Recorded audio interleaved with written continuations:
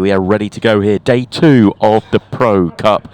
And there is Kyle Cope, and there is Rob the Whacker Wharne. This is the winners' qualification section. This is where the players were fighting to get to yesterday. Essentially, this is the point where you get 2 bites at the cherry. The winner of this match goes through to the last 16. The loser goes into the losers' qualification for their final chance to make it into the last 16. Once we get there, it is then straight knockout, and that is where we will be from around 5 o'clock this evening. And we've got 3 matches from the winners' qualification to show you this morning. We're going to start off with this one, which is Rob Wharne and Kyle Cope. We've got Greg Batten and then the world champion Rona McCarthy. And then Phil Harrison and Oli Bale will round out our afternoon. We'll also keep you updated with all the other scores going on in the winners' qualification. And, of course, the losers' section is still flying along as well, with players still trying to get themselves back into the tournament. We have races to 12 and 70 minutes on the match clock.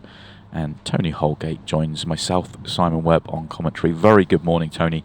We're in for a long day, but a good day. Indeed, indeed. Good morning, sir. Well, I'll tell you who was impressive yesterday, Kyle Cope. Yeah. He was brilliant. He mopped up everything. Haven't seen Whacker for a bit, but hello. Yeah, Whacker. That's not the one he was trying to pot. No, well, he's already apologised after his break because the cue ball stuck to the red and left Kyle nothing. And then he tried to cut that in the middle and not the yellow in the corner. But, yeah, always entertaining to see Rob Wharne play. He's actually one of my favourite players to watch. I think he wears his heart on his sleeve. I know you always speak fondly of him. Oh, yeah. He takes the losses hard, but he cares so deeply. He puts the time in. He's got a big game. You know, he's a big breaker and he's aggressive. He wants to take him on. He believes he can clear up from anywhere. And he ends up in these slugfests more than any other player I kind of witness on the tour. But it makes him so entertaining to watch.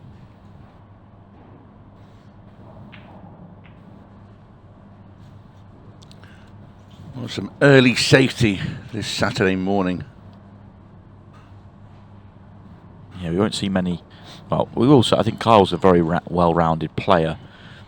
We won't see too much from Whacker when it comes to safety. He's going to go at all costs. That's his normal MO. Yeah, he's such a good potter when he gets going. That one's not going to fall, though. Early morning roll down a rail. I knew them well. They always ended up about there as well, about 2 inches off the cushion and missed. I'm not sure in hindsight you really wanted that first one to fall in, because now he's given a genuine chance to Kyle. He does have that one, the red by his elbow right now. That's the one that is the problem. The rest are all there for him. You referenced that match yesterday. We saw him on the TV table. He's playing Sean Chipperfield, and a brilliant victory for him. He came from behind, not dramatically. You know, was he 3-4-1 down, something like that, but turned it around, ended up winning. But it's that middle bit. He was 4-3 down to Sean, and then he won 4 in a row. And in the middle of that, Sean Chipperfield, and I say he had a kick with a yellow cut into the corner, and that for me turned the entire match because Chippy took it badly. And then on the back of that, Kyle's won a frame he shouldn't have done. Then he's mopped up another couple. Yeah. And Chipperfield never got back into it. No, it ended up being 12-9 to Kyle. In his other match, his first match of the day, he was destructive and blew away Chris Day, 12-4. Brilliant performance. Yeah. Chris is a tough opponent. 2 very, very solid victories for Kyle so far. This one's slightly different in terms of not necessarily guaranteed to get to 12. We are playing a 70-minute match clock.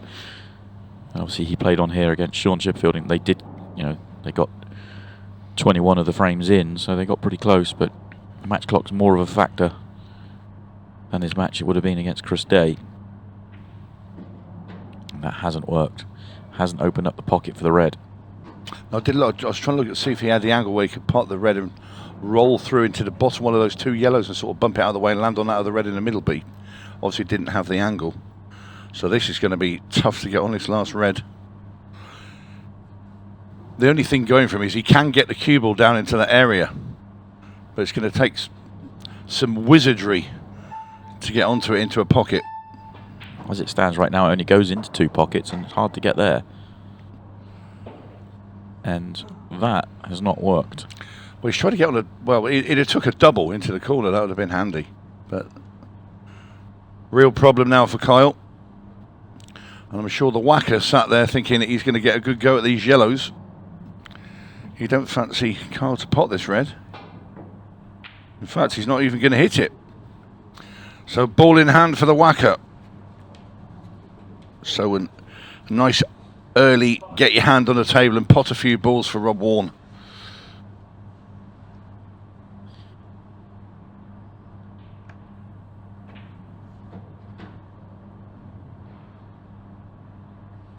Oh, not the best of first shots.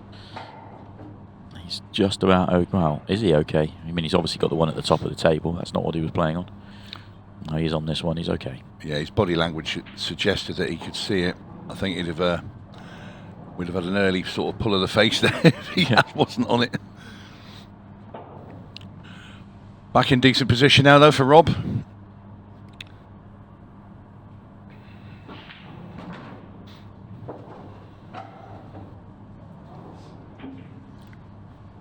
Another couple of rolls would have been better for him, because then he can play the next shot with a bit more freedom. Is he expecting the table to feel a bit more, play a bit faster, because he's been under hit a couple of balls there? I think he is just feeling the table out more than anything else. And again, he's off angle because of the previous couple of shots being off angle. But this is where he comes into his own, long potting. Yeah, it was never really a doubt, was it? No. So Whacker gets the opening frame on the board. Very recognisable. Well, it has like a dominant eye the way he cues down, where his head's slightly tilted to the right.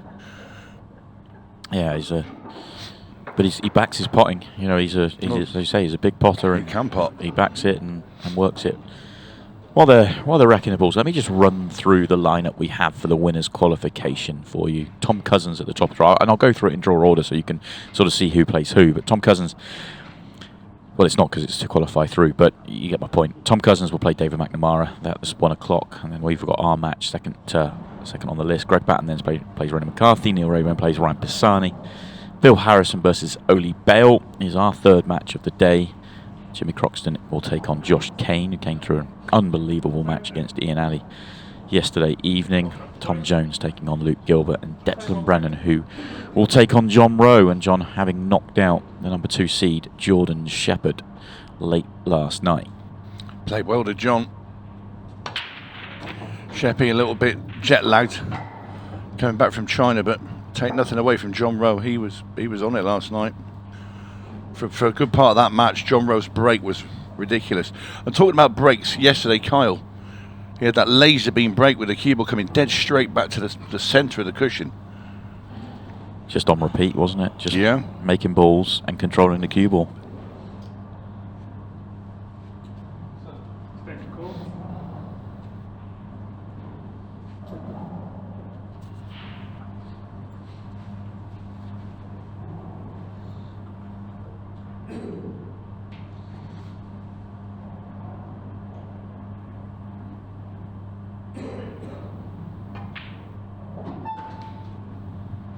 I think he was expecting to just rub into that red there.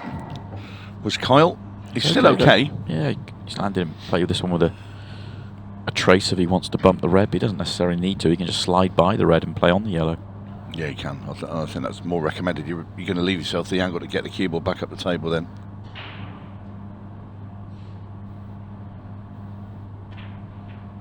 Played it the way I suggested first of all, but I was with you. I like sliding by that, and just, you don't need to worry about the cannon then.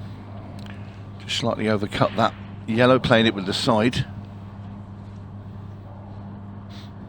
Early morning cobwebs for Kyle Cope.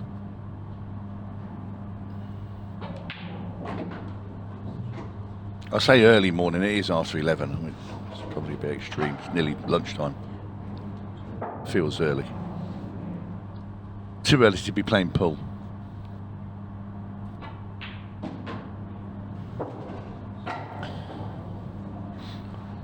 What does that make for talking about pool?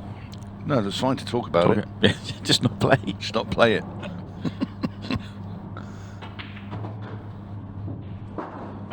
Well, if the plan was the combination on that red at the bottom, he may have just got the other yellow in the way. But I think he was always planning short position rather than combination, but it can't be the last shot, surely. He's leaving it late. He hasn't played a good cue ball there.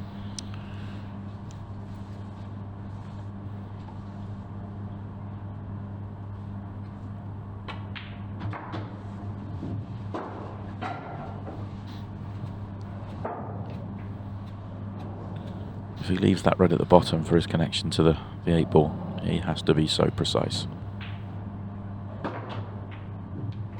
Now then, can he play the combo? I think he can. Yellow, he'd like the yellow a bit further into the pocket than it is, but it's still gettable. Just got to play the red onto the yellow, and it has to hit sort of just slightly left of centre here to get the red to go in behind it. Oh, lovely shot. Very, very nice. And he's got the angle as well to get the cue ball up as Rob. And Rob pulling out some fantastic shots. And this for a 2-0 lead. Yeah, very good. Rob's up and running here. That was a very nice counter clearance. Far from a guaranteed counter, and he made it look very assured. Long, long way to go, but the early running, Rob will be the happier of the two. Let's just take a look and see what's happening in the loser side. We've reached loser round 2. Match is currently in action. Jordan Shepherd's taken the early lead 1-0 over Cohen Bradford. Peter Mullaney, the big dog, he's 1-0 up over Brian Halcrow, who was so close to a brilliant day yesterday. 8-4 up over Declan Brennan before it all fell apart. He ended up having to be knocked out into the loser's side. Aaron Davies is 2-0 up over Cole Bedford. Chris Day is 1-0 up over one of the players of the moment, Craig Waddingham, who was dispatched into the loser's side yesterday. Yeah, the great thing about this tournament, it does act as a safety net. So you can go out and have a really bad match, but you still got a second go, if you like, an extra life. Yeah, I think this is a tournament for the players, isn't it? This one really, double a limb, long races, it's what they want.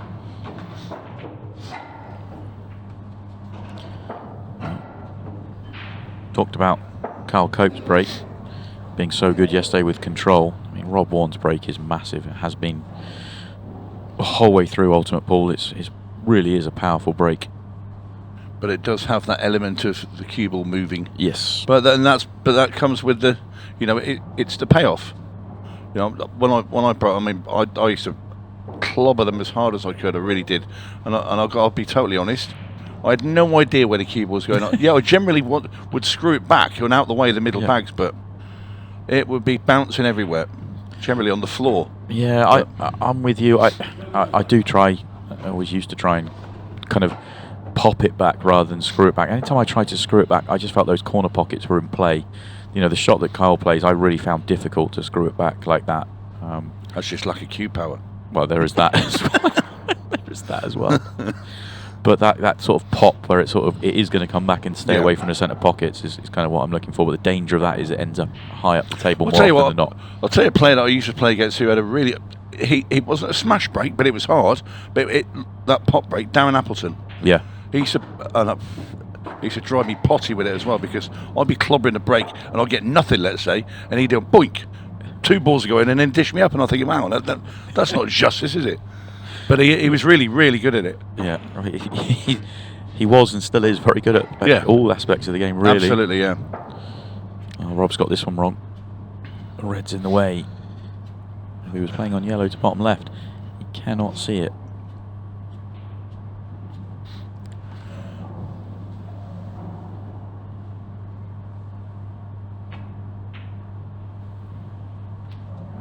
Oh. That's an excellent pot, but good luck here. I mean, potting the yellow is one thing. Getting on the black's the other. Oh, dear me. I have to question there. Where was he trying to get the cue ball? Because it certainly wasn't here. I don't know, but I might play a thin cut into the right middle, me. I suppose maybe he has. Maybe he was thinking he could land straight in top right. Big bag. How about a double through the gap of the 2 reds in the big pocket at top right hand corner? But I think he'll play for the cut. I like the double. He likes the cut, and why not? What a finish that was. That's incredible from Rob Wharne. Just absolutely nowhere. No problems. We talk about his potting prowess, and he has a game that is built on the back of it. Position's overrated, Tony. Just pot the balls. Don't worry about it. Just pot the balls. To be fair, and you say that, and when I started playing, and I always thought to myself, because it was the older rules as well, and it was really, most, 90% of the players was really tactical. And I thought, well, if I can pot them from anywhere, it doesn't really matter. So I used to practice coming out of snookers and potting balls out of snookers, and it's surprising enough that if you do that, the amount of times you will come out and pot balls out of snookers, because you've been playing the shot so many times. Yeah. That you get out of jail. I mean, the amount of times I did it, and people say, you're lucky so and so and all that. And I'd be thinking, well, not really, because I've been snookered in that position. God knows how many times before. And it's like practice. It's like, I don't know. Yeah. It's your everyday routine is being snookered. It's me.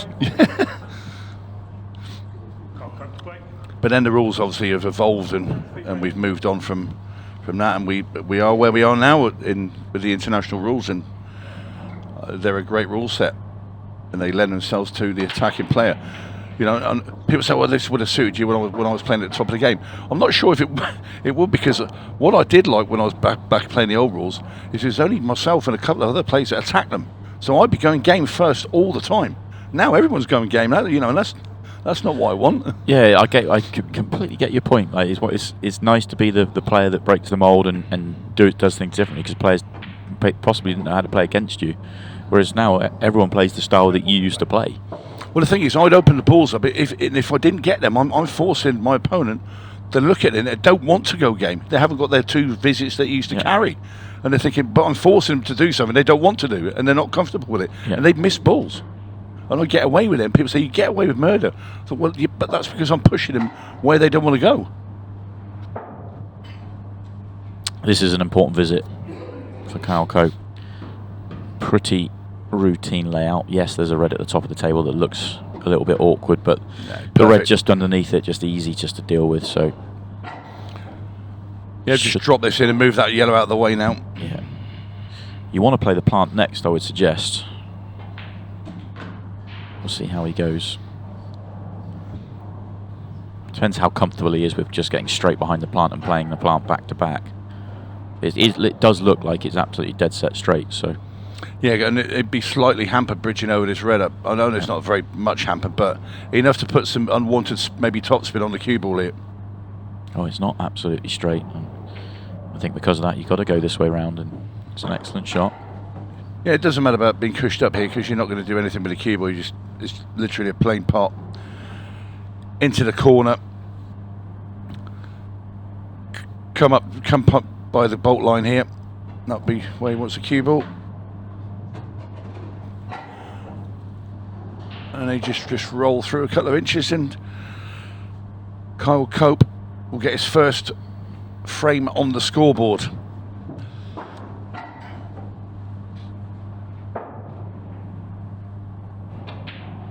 Yeah, needed that. Just needed to get going. Long match, but you just got to get going. You don't want to fall too far behind. And there will be some ebbs and flows in this match. And now he's up and running. He'll feel better for that. A couple more matches have got underway. Cleve Thompson is 2-0 down to Christophe Lambert, and John McAllister is 1-0 up over Lewis Roberts. The players in the loser's side, they've got to win their match, then they go into the next match, which they've then got to win again, and then they've got to go into what would be the loser's qualification, which then gets them into a match against the losers of the round we're watching now. It's why the earlier in the tournament you lose your first life, the harder it gets, because the more matches you need to win.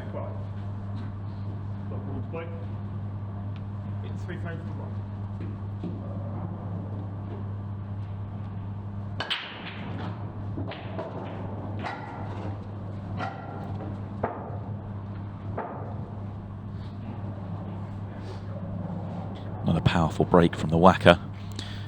Cue ball just a little bit loose to that top corner again. Rob is from that school of thought of just flush that brunt ball, and where the cue ball ends up, it ends up. He does try and control it to a point, but he's all about just delivering the power,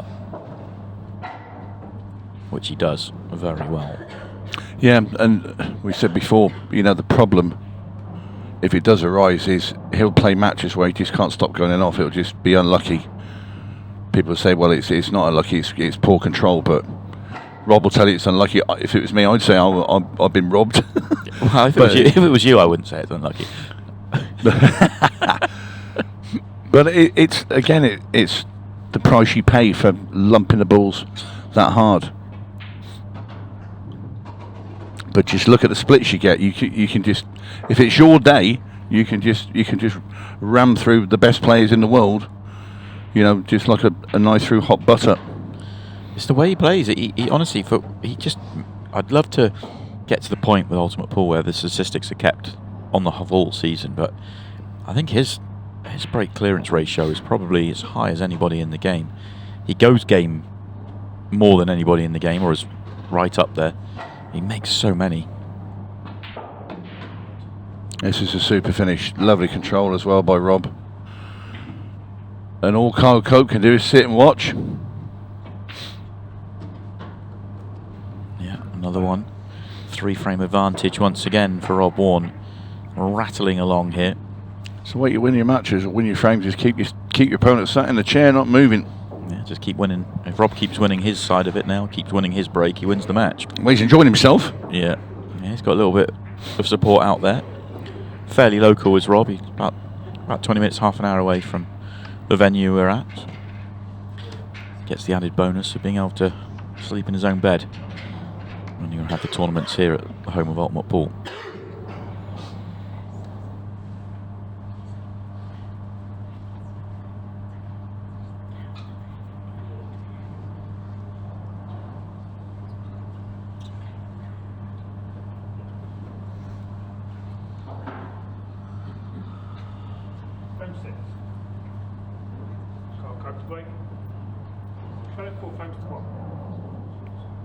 So Kyle Cope to break. Watch this cue ball, see if it goes straight like a laser beam back to the bolt cushion. Gave that one a bit extra. Oh no. Oh, that hurts. That really hurts at 4-1 down. And right up the middle, isn't he? That's in the sort of window, isn't it? Yeah. He's give that a bit extra from the earlier break. And that's what's happened. That is unlucky. And you see his reaction there, because the way Rob's been almost dancing through the balls, he's probably looking at the frame now and thinking, well, if that's 5-1, and it's a very unforgiving game. This is a game of pool. And everything goes. The black does go into that bottom right-hand corner. He's got a red right next to that black as well to use to get on it. His dodgiest ball is the one that's in the middle of the bottom rail. You can actually get on it now if you want to play with a lot of side. Going to use this one though on the side rail. Now come across. Yeah, this is the key shot. Yeah, plays it well because now he can track natural. Just up the table, may play it with a trace just to get a little bit further to the left-hand side, but always leaving the one right centre. Yeah, very good. Just want to make sure he sort of lands sort of in the direction of where the black spot is, for where you rack the balls, in that sort of line. He's come a little bit further, but he does have the option. He could play the red off the yellow into the middle and just follow straight through. Not bothering it. But it looked like he had a little bit more angle than that. But this is just the simple stuff, and very quickly off the break, Rob Wharne has now made it 5-1. Yeah, he's flying out there, isn't he? Just got going, didn't he? Got going slightly. Bit of early jousting that opening frame. Since then, it's just every time Rob walks the table, he cleans up. Very impressive. Yeah, coupled up with Kyle Coates. Unlucky enough the break there. And it's just, well, at the moment, one-way traffic here. Yeah, just looking at the scores around the tables as well. Cohen Bradford lost the opening frame to Jordan Shepherd. He's won the next 4, so the young man on the verge. Well, I say on the verge. He's halfway to the target. Races to 8 in the loser's side, but he's got a good, healthy lead against Jordan Shepherd. Peter Mullaney 2-1 up over Brian Halcrow. Aaron Davies 4-2 up over Cole Bedford. Chris Day now 2-0 up over Craig Waddingham. John McAllister 2-1 up over Lewis Roberts, and Christophe Lambert is 3-0 up over Cleve Thompson. But the news is that Cleve hasn't turned up, so he's officially on the clock. He's 3-0 down, and he's not here. So I don't quite know the full ins and outs of the rules, but he must be on the verge of actually that being the end of match. I don't know what time he has to turn up by. Well, it used to be 10 minutes a frame when... Yeah. Back in the day, I don't know what it is now. Well, they started at 11 and it's 1:30, so I suggest it's 10 minutes a frame. But I don't know if I don't know if you get to a certain point where it's just match over, because it's not. I mean, can you imagine Christophe having to stay there for an hour and 20 minutes? Sorry, for 120 minutes. Yeah. I mean, that would be brutal. Yeah, I've seen it over the years. Not often. You know, generally you think if somebody's gone to a tournament, they take the time and care to actually get to their match. I once played in a tournament on the tour, and it was group stages. The final group game, I'd already qualified through, but my opponent had already been knocked out. But it was just for positions within the group, the final match, and he couldn't be bothered to play it, so he didn't turn. I went and got dressed, got turned up for the match, and he was just sat the other side of the arena, and he was like, "I'm not. There's no point in me playing it. I'm out." But everyone else in the group was like, "That's not fair on the rest of us." No. So after about half an hour, he got talked into playing, and then I was told that I wasn't allowed to start frames ahead because it's unfair. That's nonsense. Unfair on the rest of the group. And then he beat me 4-0 without me playing a shot. He did 4 off the break. Yeah, two strike breaks. I was like, well, hang on a minute. Yeah, that's bad form. You know, if you're going to depart the tournament, you know, you've come here to. You didn't want to come back and play the second part of this, and yeah, it's when it affects other people. Yeah, you inform somebody. I mean, I'm not saying that Cleve's done that. Cleve might have slept in, or he's got his times confused, which I think is probably what is the case. Yeah, he flew in straight from America, didn't he? Straight into the tournament. Hasn't been home yet. Yeah, but if you're here, you're still in this tournament. I know Cleve, and I'm inclined to say Cleve would be playing, and I think he's probably just got his times mixed up. Yeah, we'll monitor that. But right now, Christophe Lambert 3-0 ahead.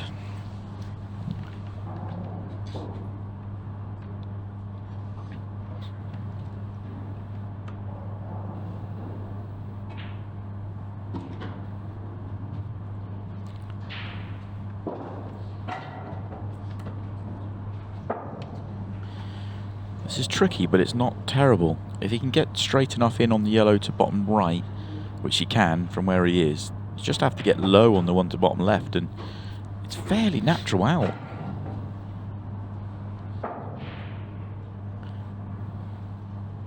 Yeah, what he wants to do, he wants to clip that yellow in and just half ball, rub into that other yellow, pushes it past the red, and it will be on. It doesn't matter, he doesn't have to be on it because he's got the yellow at the top. In fact, that's what he play next, because the one will stay down the bottom, and that'll be his ball to get onto the black ball. That's fine, because he's got all of the cue ball he can aim at now as well. That was the only other sticky thing he could have done, was leave himself sort of bridging over that red, but... Yeah, I think he'd like to have got just the top side of it a touch more, but I mean, it's not really a problem, is it? Not when you pot like... I thought he would have given it a bit more and screwed back a bit further there, because I don't think... There's no way in the world Rob was going to miss that yellow. So maybe he's trying to get in hold of it too much. Well, that red's awkward now as well, so this is the tricky one of the two. My word, yeah, this is... we've seen a couple Jordan here.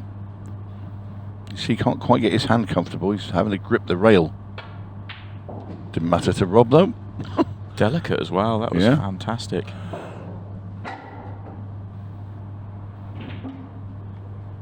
And it's another one, halfway here. This is very good from Rob. Very good finish, and Carl's going to leave the arena, try and reset himself and come back stronger. Combination of things. Carl's had a couple of things go against him and missed a couple, but Rob's played brilliantly so far.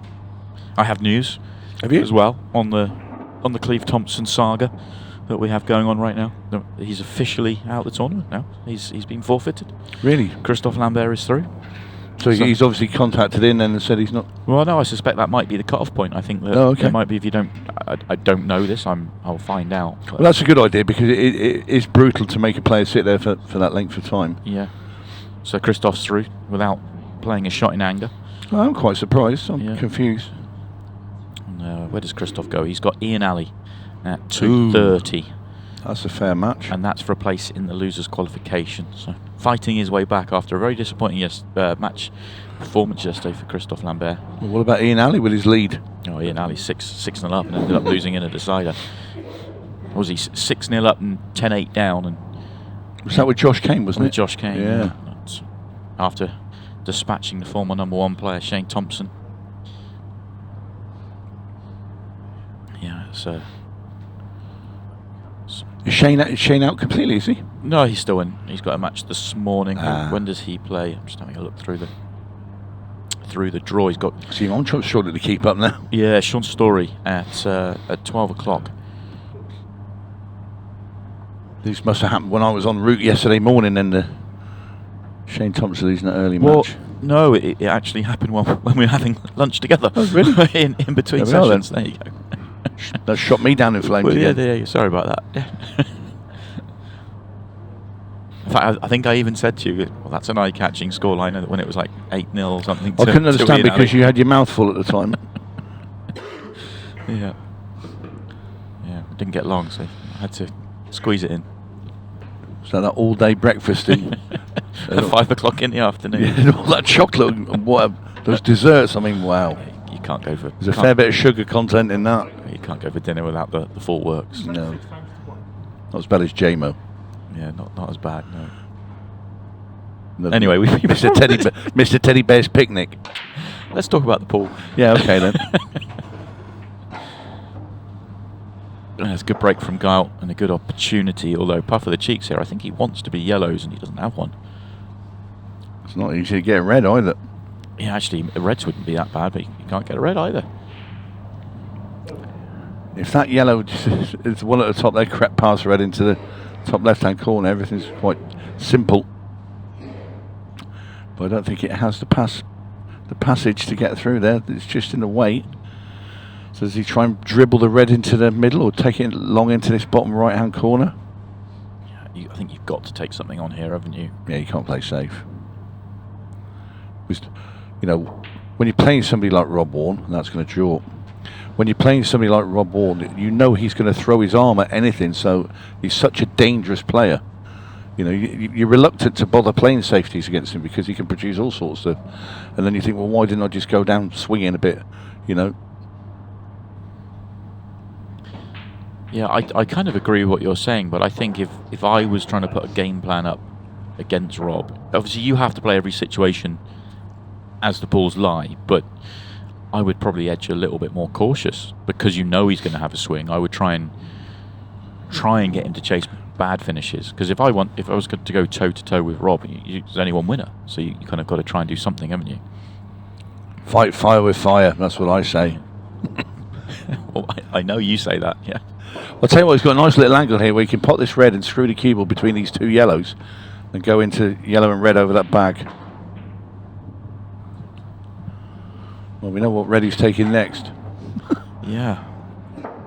It's probably a good job he didn't make the red, which I thought he would playing that shot. I think he probably expected it to go in and it had been on the red in the middle, but he's now going to have to play that next. So we're going to see a very big deep screw with the red at the top of the table down for the black after this shot.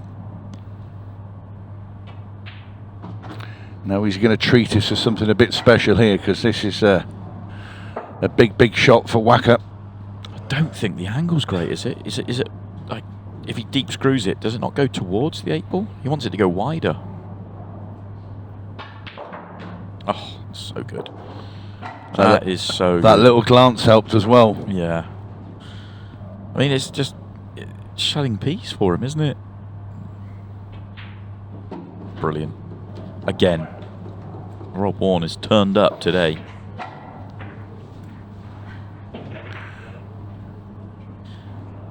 That's very, very good. I mean, he was going to be on the black. If it didn't have that nudge, it would still have come off the bottom rail and he'd have just had a cut along the rail. But it was quite helpful because it just left him dead straight behind it. So it's like, thanks. But he would have been on it anyway, so you can't say that, that was any sort of form of luck and helped him that much, because I'm sure he would have potted the black where he landed. But this is impressive stuff indeed from Rob Wharne. Yeah, this really is. Wacker's on one today, looking to be the first man to book his place into the last 16. One of the few players I always, when I look at Rob and when he's sat in the arena, always chatting.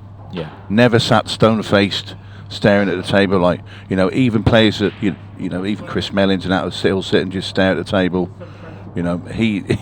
He likes the company around there, and he's very jovial. The cue ball again flirting with that top left-hand corner. It's always the same corner it flirts around as well. But he's made a ball. And another great chance. And look at this. Well, we know he's going to be going yellows here. And poor old Kyle Cupp, you've got to feel for him a bit because he hasn't really done an awful lot wrong. Yeah, his chances have been slim. Yeah. Very slim pickings. I mean, you can't be too critical of the chance he had in the previous frame. He had to take something on, and it was high tariff. But that shot at 6-1. That's not missing a finish. No, exactly. He's forced to play a shot he didn't really want to play because he can't play safe anywhere. He's just not had an opening.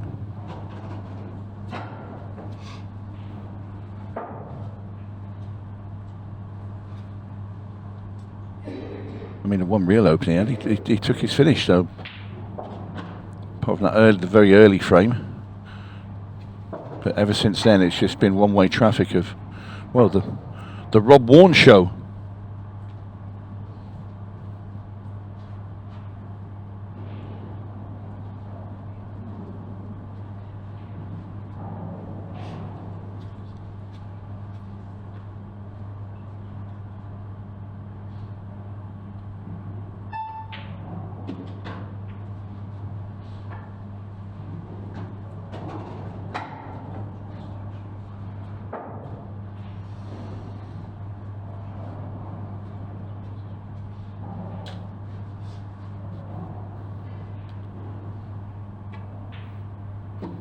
That's very nicely played.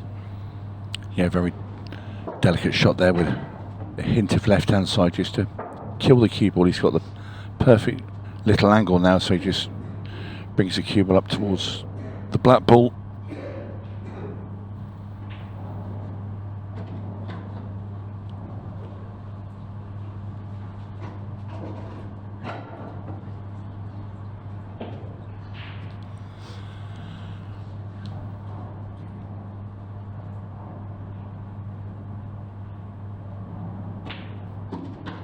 Oh, hello. What's happened there? Put the other side on, that's what happened there. Didn't need it.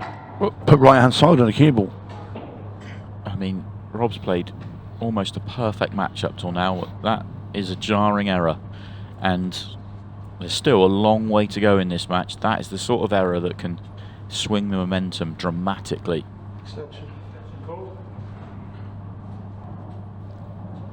Hard to believe that shot. Bit casual, do you think?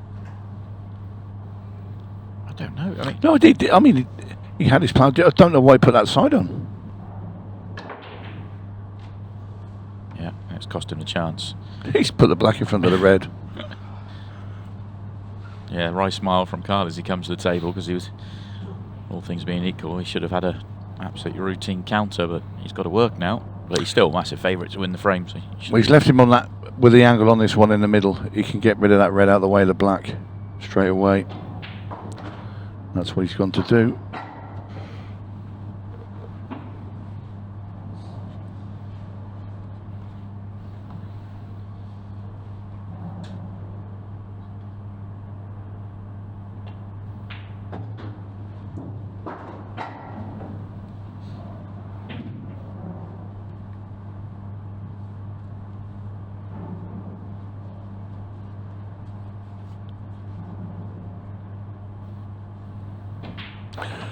Well, we saw one yesterday here on the TV table, which was the Craig Waddingham game where he was 8-0 up. And then all of a sudden, He had a battle on his hands.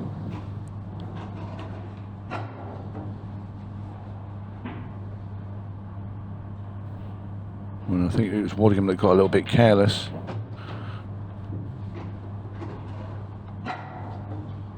I'm trying to think who he was playing now yesterday. Who was Craig playing yesterday when he was miles in front? Jez Graham. Jez Graham, that was it.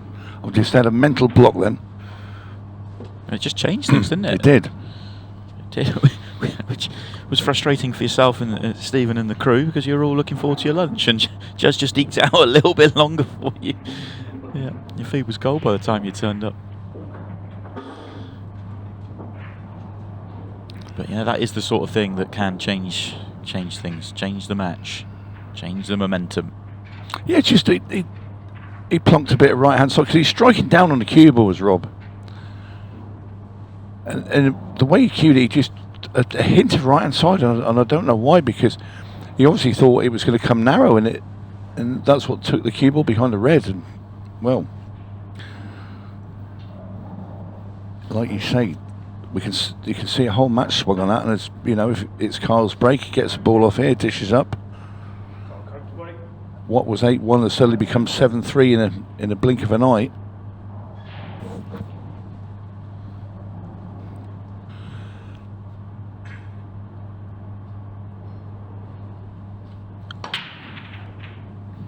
Yeah, opportunity straight. Oh, I was going to thought that cue was going to drop. No, it is a chance straight away for Kyle, but once again, his first shot's going to be tricky. Again, he just feels like he's been unlucky with the cue ball there. Unlucky with that cue ball, because it's right down the middle again. His face.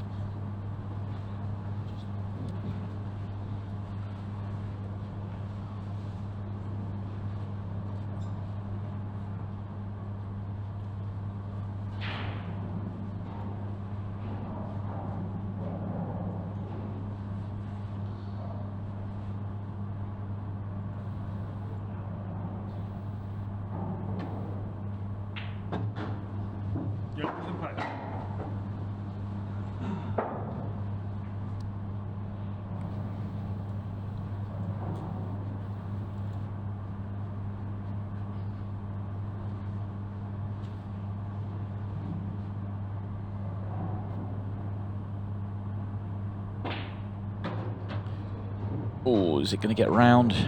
Does it? Yes, that's fine. He's not happy. He's not. It's not how he played it, but he'll take it. As you can see there in the top corner, if you are watching on Facebook, we will be ending very shortly. End of the frame before we'll go across exclusively live on Ultimate Pool TV. If you want to watch, then come across there and join us.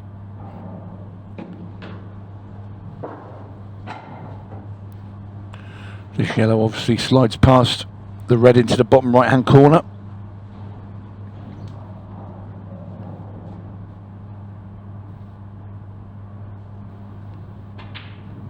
Oh my. It did go comfortably. Yeah. He was trying to put it in the side of the pocket. I was just about to say, if Kyle Cope can run these out, this is going to give him a bit of heart. It was tight there. He's gone well wide of the red to make sure he didn't clip it. He's gone too wide. And obviously missed the pot, and now Rob Wharne.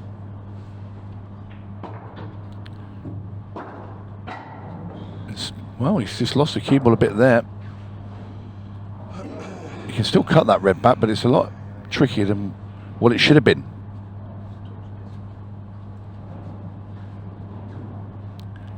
Is this sort of the old mid-match where a few errors creep in now when they've been playing they've been playing now sort of half an hour-ish. Yeah, possibly. I mean, he's just let what. I guess it's not necessarily the number of errors; it's the size of the error. That error in the previous frame was so big that just kind of jarring to us watching. Will be to him playing as well. Well, they want to bump this into the middle now, bring that cue ball off the three cushions and round the table. Can he get on the red? That's down that side rail. That's a nice little friendly bump. He is on that red now, which was his most awkward. He also with a nice bit of angle as well.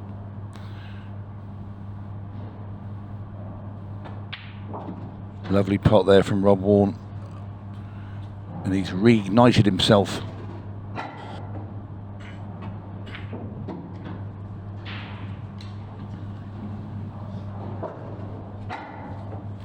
Now, the last time he had to play on the ball to get on the black, made a bit of a hash of it. Is he going to do the same? No, he's not. Kept it simple. Taking no chances there of going past and into the middle of the table.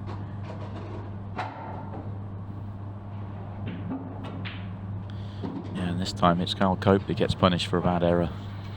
He was in then for 7-3 and the momentum of the match being completely changed, but big error from Rob. Kind of feel like it's been let off now. Feels like that's forgotten. He's got to 8. He's still comfortably in front. Still looking good out there. The smile's back. And the smile's back, yeah, importantly. And if you are watching on Facebook, then we are going to leave you here and now. Make sure you come across to Ultimate Pool TV, where you can watch the rest of the day, and then obviously into tomorrow, where we will find out our final champion of 2024, and plenty more coming in the coming months as well. We've got the mixed pairs, which will run up till just before Christmas. The Champions League starts in the new year. We've got the Last Woman Standing, all the new events for 2025. So much to enjoy. So come join us across on Ultimate Pool TV, and if you go and check out the Ultimate Pool socials, I'm sure you will find yourself a promo code or two, where you can get a little discount on your first month or your first year. But we'll see you over on Ultimate Pool TV.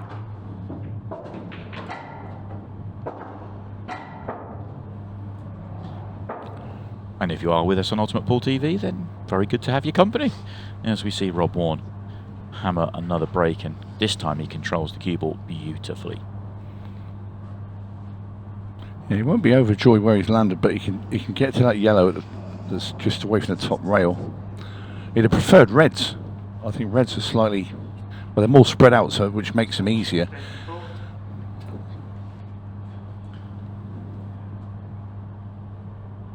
Taking the more difficult yellow into the middle. He's come back straight. See, the whole point of that was to pot that into the middle to give himself an angle to come down the table. He screwed it back too far. Yeah, all he wanted to do was just turn it back one turn, and he's come back to almost straight. He's just got to stop the white dead. Oh, he's gone to get near this. Is he overrun the cue ball? I thought he might just stop the white dead and take his medicine and play that long yellow into the bottom right hand corner. You can obviously still see the yellow, but can't see the potting angle.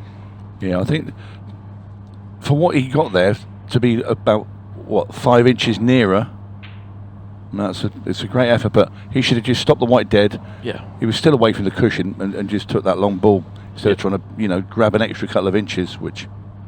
I'm with you, because he's such a good potter. Yeah. Then just use your potting ability.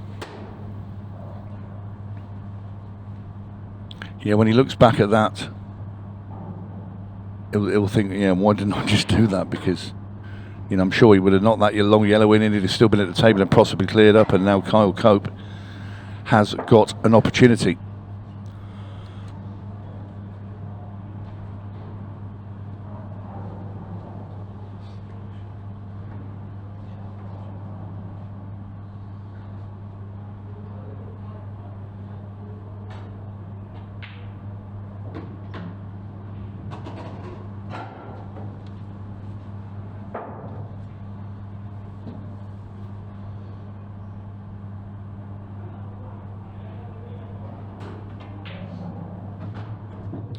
That's an unfriendly bump.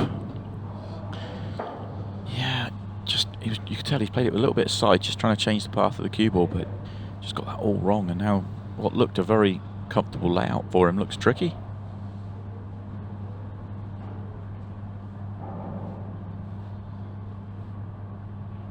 Going to be a big shot, this. Will come round the angles, lots of spin. Well, he's going to have a shot at something, but it's going to be long, and it's going to have to be cut into the top left-hand corner. Does the plant go into the right-hand middle? I'm just having No, I think it's set low. Yeah, I think it is as well. Makeable, but really difficult to make from where he is here. Taking the outside one, I think it makes the path of the cue ball a little bit easier. Well, he went for the middle.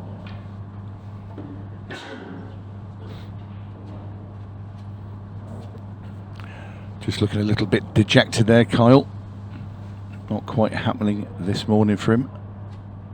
A little bit of scoreboard pressure, maybe. Yeah, I mean, he's had a big part of the game just sat in his chair doing nothing. It's not been anything to do with Kyle's bad play. Yes, he's had a chance the last frame, but in that, the early part of the match, he's just been sat there watching the whacker, and he's going to be watching the whacker again, racking up another frame, getting ever closer to that finishing line in this match.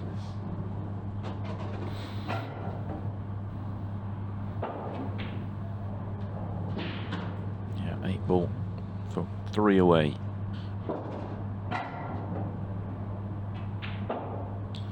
And in it goes, punishes the error from Kyle. 2 chances for Rob in that frame, and the mood he's in too is plenty. And goes just back to his conversation. Yep. It's almost, he goes back and said, "Oh, sorry about that. I just had to go and pot some pool balls." Right, where were we?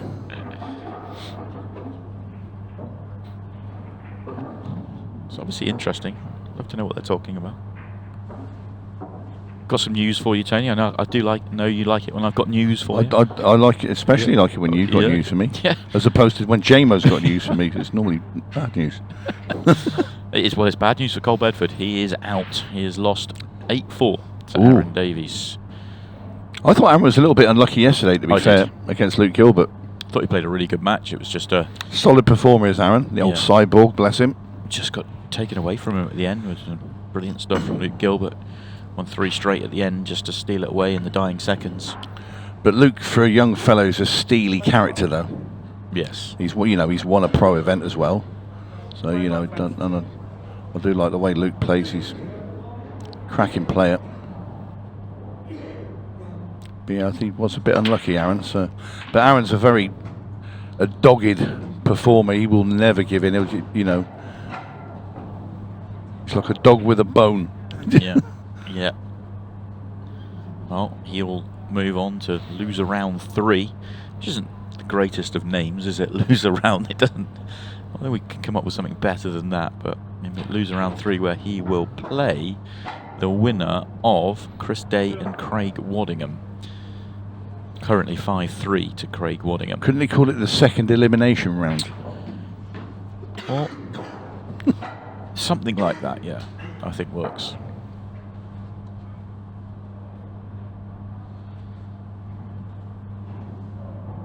Could they call it the departure lounge round? Yeah.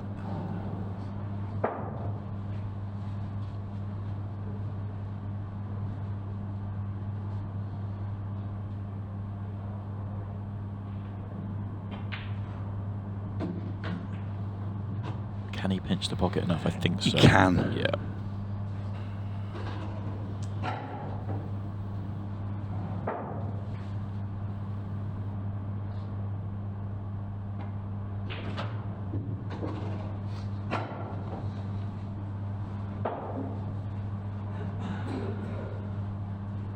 Still a tricky pot.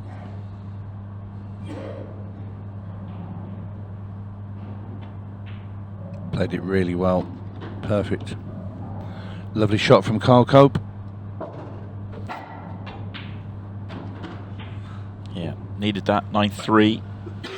With Rob still needing 3, you just never know. Plenty of time left in the match. You just never know. Just got to hang in there. A wry smile there from Kyle. He knows he's not had an awful lot of opportunities. His breaks let him down a little bit. He's also been a bit unlucky off the break.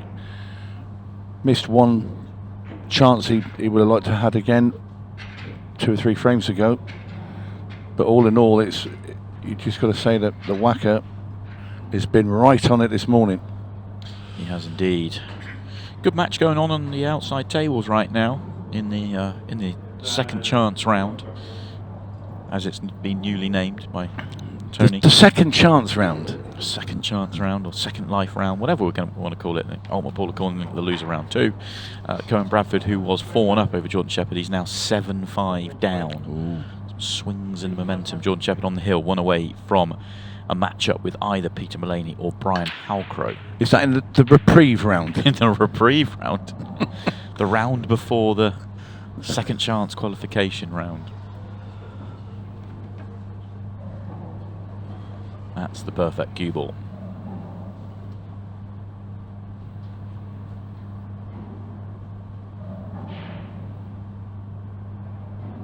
very much not the perfect outcome.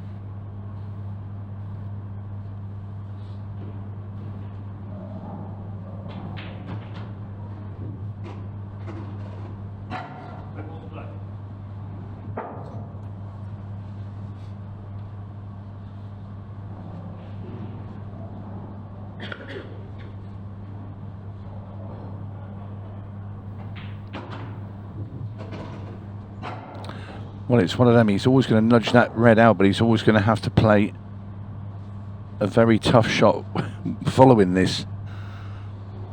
And he can get to this plant up at the top here. And it's jawed. It's always going to be a bit tricky there for Kyle.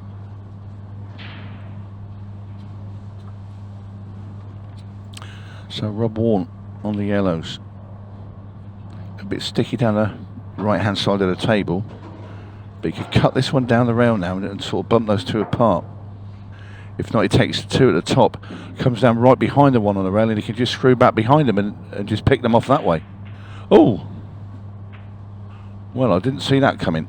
Didn't see the need of doing that. No, I didn't. Because the both yellows at the top went, and as you say, there was a couple of ways to get to the yellow on the right hand side, which deals with the two yellows that are together, so I just didn't see the need to play it that way.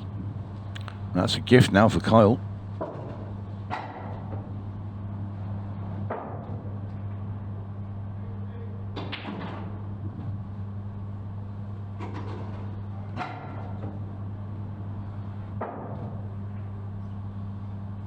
Plenty to think about right now for Rob Wharne. Just let a couple go in the last few. We're absolutely flying for the first 8 frames in this match.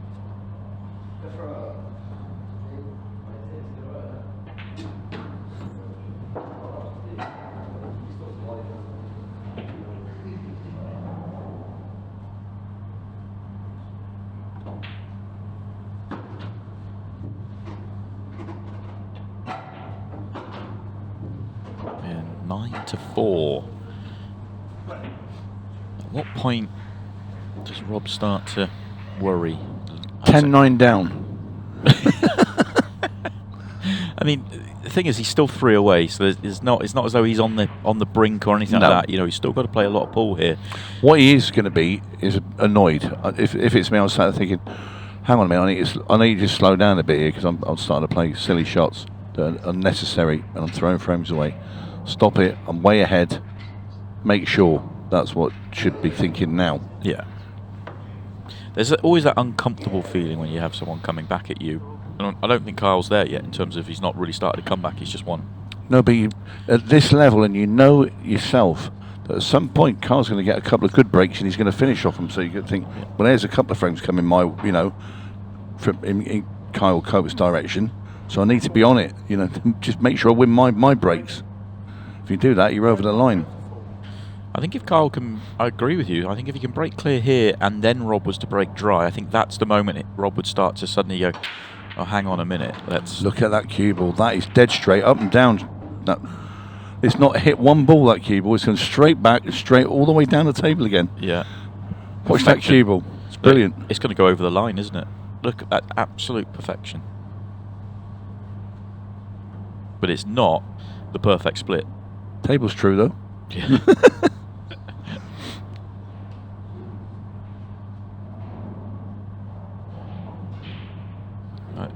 I say it's not the perfect layout. Yellows are an option, but looks like he wants to play the plant here. This wins the frame, this plant. Well, if you're Kyle Cope, after some of his previous breaks when he's been unlucky to go in off or landed in the jaws of the pocket with a cue ball, this is golden for him. Lovely plant, and he's left the angle as well. That's a great shot from Kyle Cope. And this is going to be 9-5, barring a very unexpected catastrophe from young Kyle. He's okay.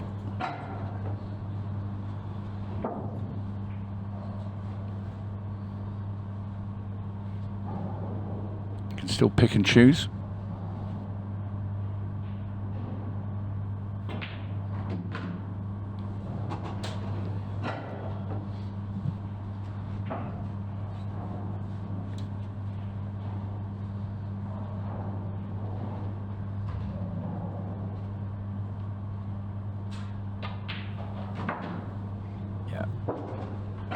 nicely done. All about that plant. Once that was in, it was pretty plain sailing. And he's going to get the break clearance that we talked about in between frames. So 9-5, two breaks of serve behind, if you like. But it's Rob's break next. I don't think Rob will have any concerns right now, but he might have time to think if he breaks dry in his chair. Exactly, because he's played that, what we say, the unnecessary sort of plant bump into that corner, and 2 frames have whistled by on the back end of that. Yeah, it was a ball off a ball, wasn't it, where he didn't really need to do it. So yeah, I think he just looked at it and thought, well, I can't miss that, and then he has missed it. Yeah, agreed. And it's all forgotten, of course, if he finds a ball here and he runs it out, he's back. And he's thinking, I'm fine here, I'm just maintaining.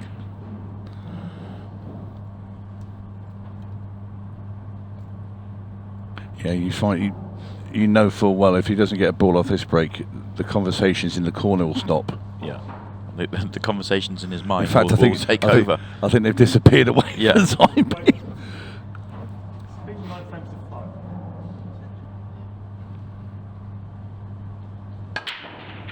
Loses the cue ball completely this time, and it is going to be dry.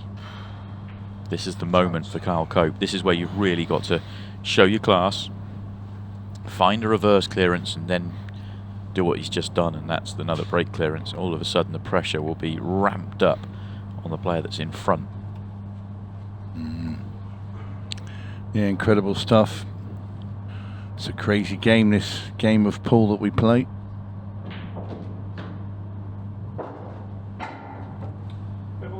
I think I like playing on the one below the 8 ball there, personally, because I want that one out the way and then deal with the work at the top of the table. I think that's his second to last ball. Gets on the other red in the middle and then back across. I think so. Just that's the initial. Your gut feel, yeah. Yeah, I mean, and I can't argue with that as a route. I was thinking deal with those 2 first, because any of the reds at the top of the table become reasonable last balls. But the only thing is the next ball he's going to have to get. He wants to get behind the red on the other rail, on the left-hand side, just with a slight angle, because he's got to just sort of bring the cue ball. Doesn't want to be dead straight, that's for sure. I don't like that, because now that he has a problem, he's got to punch this out. But if you were playing on the 8 ball from here, which is the route I kind of picked, is what he'd be doing, it would be fine. Well, well, that will work. That's excellent. He's a little thin on this. He could have done with it stopping 1 turn less, but it's an excellent bit of vision, this. Well, he was forced into that by being a bit straight. Just has to get back across the 8 ball here. Oh, he's going to snooker himself for that flick. Yeah, that's too heavy. And there you see. And I don't think he... Could he swerve it? Yeah, he can just about swerve to get into the rail, to hit the rail first and try and clip that red down the rail. Cushion first. Just a little dink. He thinks he can get a plain ball. Well, Rob Wharne, a reprieve. Yeah, and that's just one positional shot landing straight instead of landing with... Well, I mean, you could land with lots of angle and still be fine. But the only angle that wasn't going to work was straight, and he landed straight. Nearly came up with a clever way of solving it, but there'll be a little bit of relief going on from Rob if he can run these out. Black ball's his problem.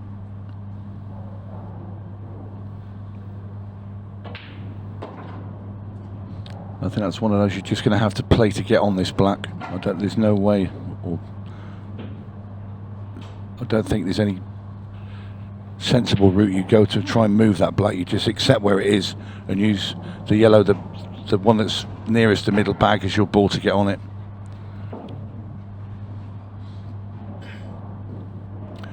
Lifting the ball along the top rail next. Now he's got to be careful. He's got to make sure that he gets the angle on the yellow in the middle of the one that's nearest to him. He might even have to play the one that's over the middle and go back into the corner if he can't get across. No, he's done it. It's okay. Played that well. Yeah, just getting the right side of straight. That was a nice see, little shot. You want to sort of screw this in, ideally, but, you know, because it's a bit more narrow. He's digging down for it. Played it well. Right, now he can get behind it. So he comes off the bottom rail with a load of right-hand side, and he wants to drop the cue ball right in the gap of the red and the black and be able to have the black available into either the right-hand middle or top corner, and he's threw it across. So that shut me up. Yeah, it's the same idea though, isn't it? Yeah. It's all the just get across that side of the table one way or another. And down it goes. Yeah, because I'm looking at that finish, and all along I'm thinking of where I was going to get on the black, and I'd have been trying to go that way because I had it fixed in my mind, but just as effective. Big puff of the cheeks from Rob. That'll be a little Smiles bit back. of relief. Not that he was under huge pressure, but it was just starting to build, wasn't Well, it? when he broke dry, and he thought Kyle was going to win that frame, I think it was. It was starting to bubble up. Because you always sort of project a break finish onto your opponent as well, so you're kind of thinking there's 2 frames gone. Yeah. Jordan Shepherd has completed victory over Cohen Bradford, who bows out. Well, that was 4-1 to Cohen as well, wasn't it? It was, yeah. 8 frames to 5, the final score. Jordan is waiting for the winner of Peter Mullaney, and Brian Halgrove still 5-2 to Peter Mullaney. Brian on the way out after what was such a positive start to the tournament for him. Craig Waddingham on the verge of making his way through to a matchup with Aaron Davies. He's 7-3 up over Chris Day. Races to 8, of course, in the loser's side of the draw. John McAllister is 4-3 up over Lewis Roberts. And that is all the matches, I think. Oh no, there's a couple just got underway. Liam White 2-0 up over Josh Duaz. Shane Thompson and Sean Story have just got underway. Jez Graham and Sean Chipfield likewise. As is Christy Caulfield and Hitton Patel, actually. So all of a sudden it's got busy again. Chrissy's returned from his night out. Trying to drag me off into town last night, and I was having none of it for a change. It takes all sorts for professional pool players in their preparation for matches. Yeah, Christy's he's made of steel, that man. Yeah. In fact, when he gave up trying to drag me out, he was trying to drag Ronan McCarthy out. He said, "No, I'm not going with you either." He was trying all and sundry. I love the way he always says, "Come on, just for 10 or 15 minutes." You're not going out for 10 or 15 minutes, are you? Bless him. You've done well. As has Carl Cope. That was an excellent breakout shot, and now it's routine to get back within 4. Rob still needs 2, so Kyle's had opportunities to be closer than he is, but he won't have given up yet.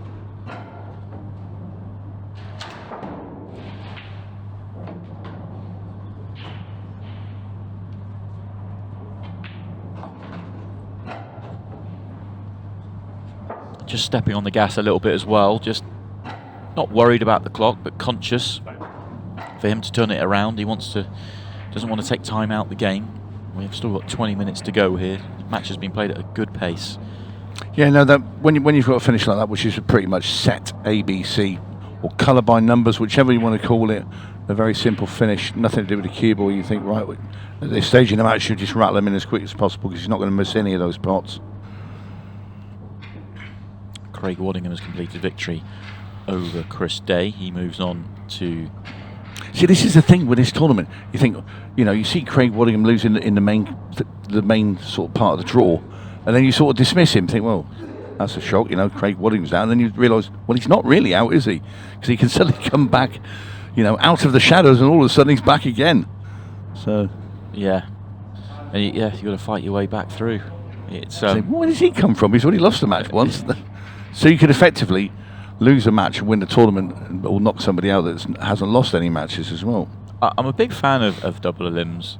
I'm a big fan of the getting to a point, like we have it getting to a point of the last 16. We talked about this off air yesterday. Yeah, we did. Those double elims that go all the way through the tournament are really tough. But what does hurt when you're playing in these tournaments, let's say Rob goes through and wins this one, he gets himself straight through to the last 16. He loses his second life. If you then lose at the last 16, you're like, well, everyone else had an opportunity to, and I don't. But that is I think mentally the best way to deal with it is you break it up into 2 tournaments. You're trying to qualify one way or another to the last 16.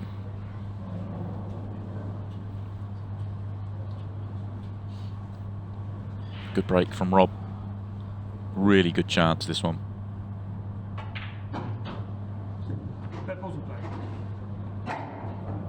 And this will get him on the hill.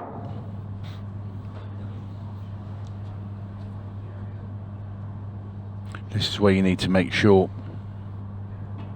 you've been gifted this opening and you need to take full advantage.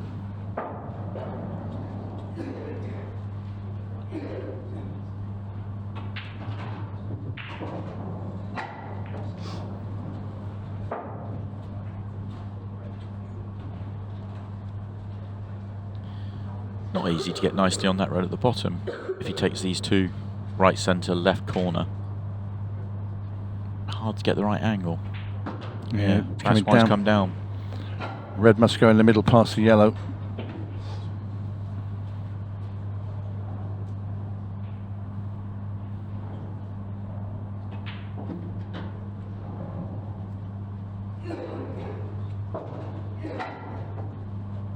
This will just be rolled in very gently. 8 ball to put Rob one away.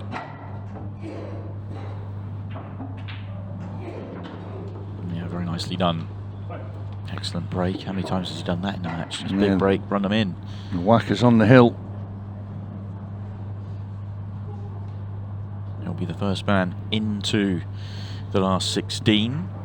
He's in the same quarter of the draw as the number 1 player, so might have some interest in the Tom Cousins-David McNamara match, which will be going on the outside tables in about 45 minutes' time.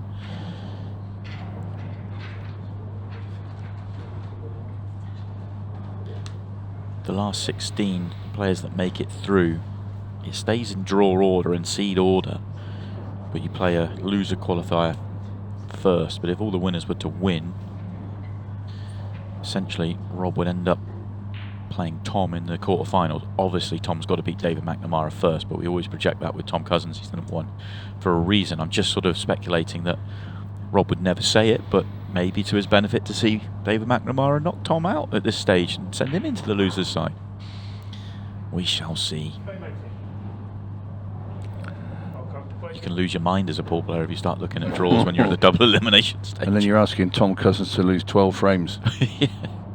Yeah. Oh, another brilliant break. He fairly put a bit into that, did Kyle. Who now has a simple task to win the match. Win 6 straight frames.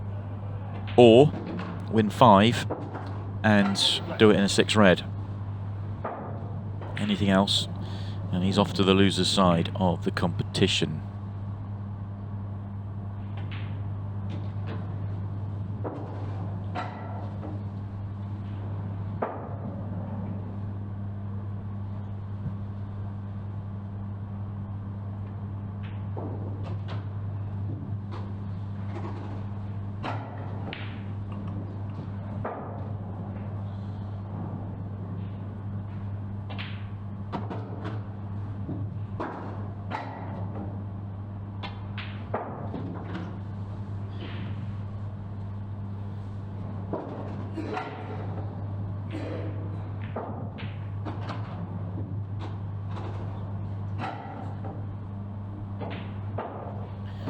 Quickly done again.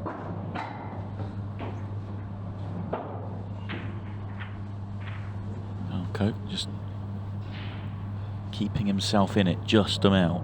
Nothing he can do though. He's probably sat there thinking Rob will break clear these. And if he does that, there is nothing he can do. I tried to work out where he lands in the losers section, but it's so hard to work out. I think he would play. And this is certainly not certain, the winner of Ian Alley and Christophe Lambert, I think. Nice. Yeah. It's hard to work it out, but I'm about 95% certain.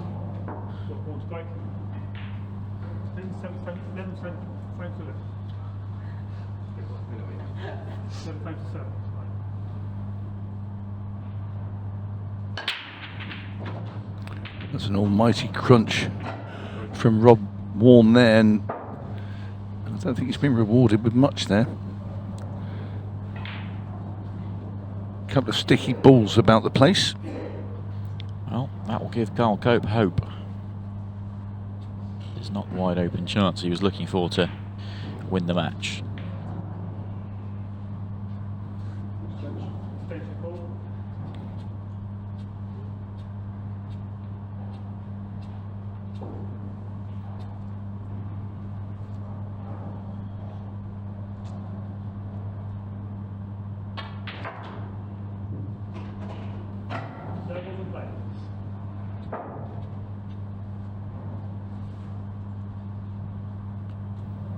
It's all about the red and yellow stuck together at the top of the table. He's not bothered about the one that's tied behind the red on the right hand side down the bottom, because he's also got the yellow that's near it, so he knows he can get that one out should he need to.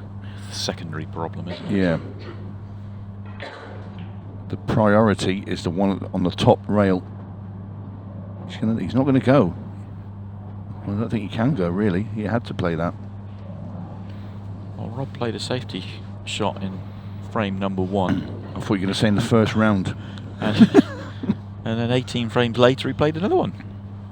That's about right. Had to there. There's just really, there was nothing on. You were just simply putting yourself into a big mess.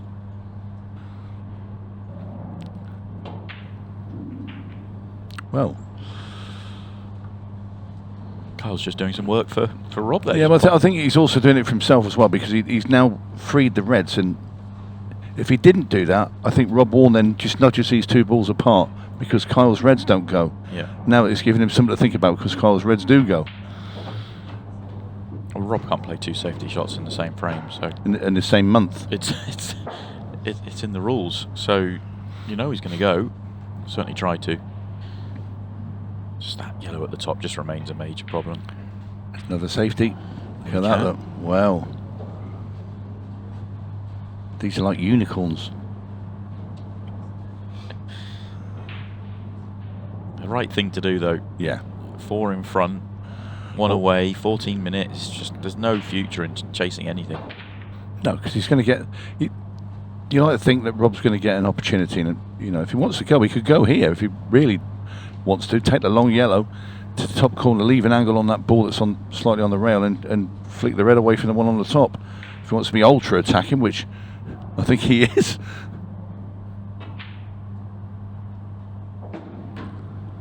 And there we are. So this will be played with a lot of left-hand side, maybe a bit of top spin as well, just to take the cue ball. If you can get it to go into the top rail and just off the rail and nudge the red away from the one that's on the top rail, he's on it. Big shot, though.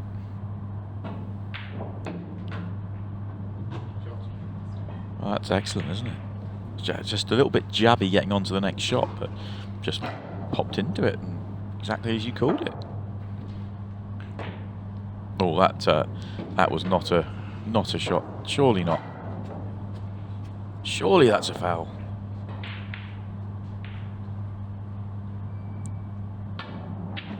Well, he's on the 8 ball. No one in the arena moved, so must have been fine. No, I think it's fine. Yeah, it must have been fine. You say as he played it, I was actually looking to see where the cue was going in it, and didn't. And in goes the 8 ball. That is the victory for Rob Wharne. A very impressive performance, especially in the first half of the match. And the Whacker gets himself into the last 16. He is the first man to book his place in the last 16.